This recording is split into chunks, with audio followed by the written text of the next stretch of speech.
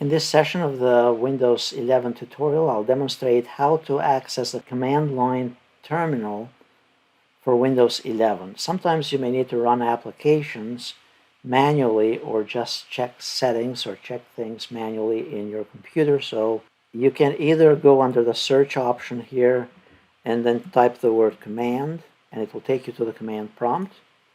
And this basically will allow you to access files or to run specific commands, or let's say find the IP address, specific settings in your computer.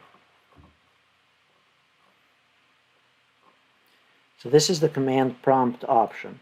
There is also the option to access the Windows terminal.